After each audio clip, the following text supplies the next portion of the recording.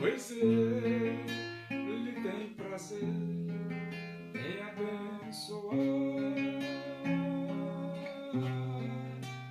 os filhos seus. O Senhor te abençoe e te guarde. O Senhor faça resplandecer o seu rosto sobre ti e tenha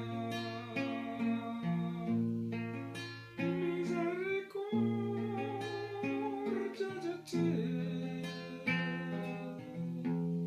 O Senhor sobre ti levante o seu rosto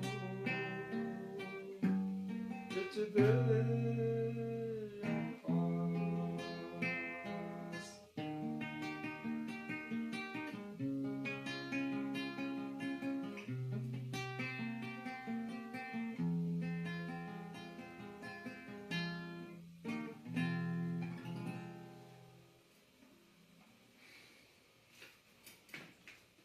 Vamos abrir a Bíblia na Epístola de Paulo aos Romanos.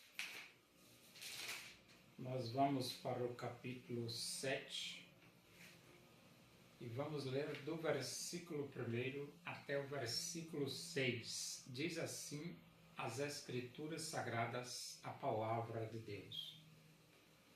Porventura ignorais, irmãos, pois falo aos que conhecem a lei, que a lei tem domínio sobre o homem toda a sua vida? Ora, a mulher casada está ligada pela lei ao marido enquanto ele vive. Mas se o mesmo morrer, desobrigada ficará da lei conjugal. De sorte que será considerada adúltera se vivendo ainda o marido unir-se com outro homem. Porém, se morrer o marido, estará livre da lei e não será adúltera se contrair novas núpcias. Assim, meus irmãos, também vós morrestes relativamente à lei por meio do corpo de Cristo, para pertencerdes a outro, a saber, aquele que ressuscitou dentre os mortos, a fim de que frutifiquemos para Deus. Porque quando vivíamos segundo a carne, as paixões pecaminosas postas em realce pela lei, operavam em nossos membros, a fim de frutificarem para a morte. Agora, porém, libertados da lei, estamos mortos para aquilo a que estávamos sujeitos, de modo que servimos em novidade de espírito e não na caducidade da letra.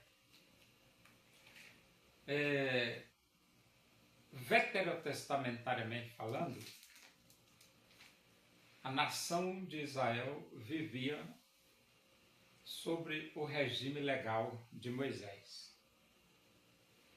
Neotestamentariamente falando, todos os arrependidos dos seus pecados, que abriram seus corações e aceitaram Cristo como Salvador de suas vidas, não estão mais debaixo do regime legal de Moisés.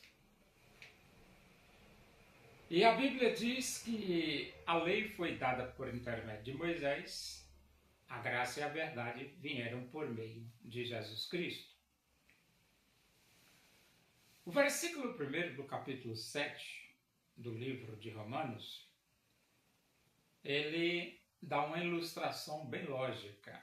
É a questão do casamento. a lei do casamento, a lei do matrimônio. Enquanto o marido está vivo, a mulher está obrigada a cumprir a lei conjugal. Mas quando o marido morre, a mulher está livre da lei conjugal. Por que livre? Porque o marido não é mais vivo. Agora ela está livre para casar com outra pessoa. O que é que Paulo está querendo dizer? Ele está querendo dizer o seguinte, que nós, quando aceitamos Cristo como nosso único e suficiente Salvador, nós morremos para a lei. E morremos para a lei, e agora nós pertencemos a outro. E esse outro é Jesus. E pertencendo a outro que é Jesus, nós não mais estamos debaixo do regime legal de Moisés. E é isso que ele está dizendo assim aqui, né? A mulher casada está ligada pela lei ao marido enquanto ele vive. Mas se o mesmo morrer, desobrigado ficará da lei conjugal. Então, o crente está desobrigado da lei de Moisés, porque ele está em Cristo Jesus. Agora ele pertence a Jesus.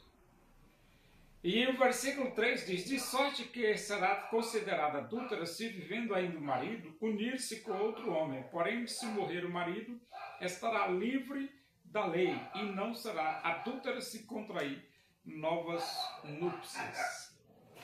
Então, se a mulher casar de novo, não tem problema. Por que não? Porque o marido morreu. Assim, meus irmãos, também vós morrestes relativamente à lei por meio do corpo de Cristo. Nós morremos em relação à lei por meio do corpo de Cristo. Ou seja, quando nós aceitamos a Cristo. Para pertencerdes a outro, a saber, aquele que ressuscitou dentre os mortos. Então, nós agora pertencemos a Jesus. Por isso que não estamos mais debaixo do regime legal de Moisés. E ele diz aqui, a fim de que frutifiquemos para Deus. Agora, através de Jesus, nós vamos dar frutos para Deus. Porque quando vivíamos segundo a carne, as paixões pecaminosas postas em realce pela lei, operavam em nossos membros a fim de frutificarem para a morte.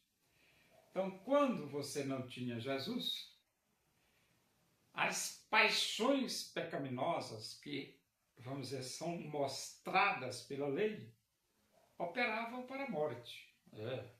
Para a morte. Agora, porém, libertados da lei, estamos mortos para aquilo a que estávamos sujeitos. Cristo nos libertou da lei. Portanto, agora nós estamos mortos para essa lei. De modo que servimos em novidade de espírito e não na caducidade da letra. Qual a diferença do Evangelho para o regime legal de Moisés? É que o regime legal de Moisés você fica preocupado com a letra. Não matarás, não adulterarás, não furtarás, não cobiçarás, não dirás falso testemunho, não farás para ti imagem de escultura. A lei você se preocupa com isso. E a graça. A graça diz, de modo que servimos em novidade de espírito. Aí é a diferença. Servimos em novidade de espírito. O que seria essa novidade de espírito? É que agora você vai colocar a sua vida nas mãos do Espírito de Deus, na direção dele. É a plenitude do Espírito de Deus. E o Espírito de Deus é quem vai guiar a nossa vida. E o Espírito de Deus guiando a nossa vida, você não precisa mais estar preocupado com lei. Não. Por que não? Porque o Espírito de Deus é quem está guiando a sua vida. Entendeu? Então, nós servimos a Deus em novidade de espírito.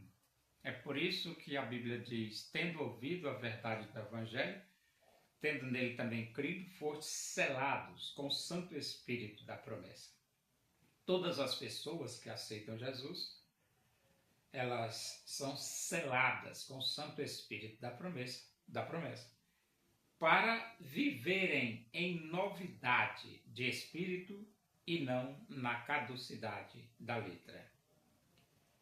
Existe uma diferença muito grande entre viver na lei de Moisés e viver em novidade de espírito. Se você já tem Jesus, você tem que viver em novidade de espírito.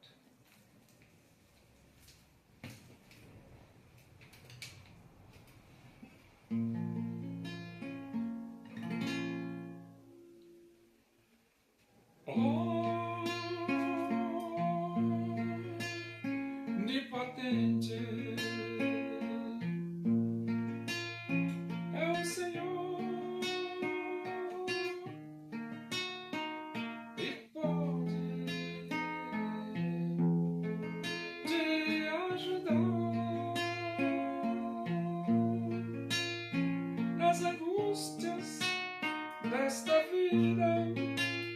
Pode Deus te consolar nas angústias desta vida. Pode Deus te consolar. Espera, pois, pelo Senhor e fortalece teu coração.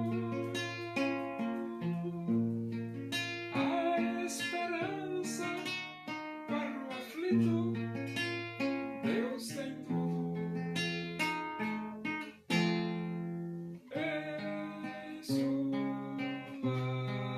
mãos.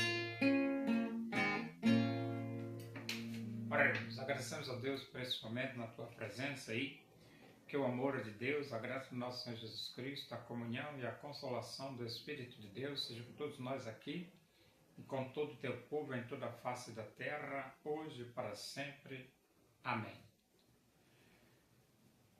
Bom dia, que Deus os abençoe.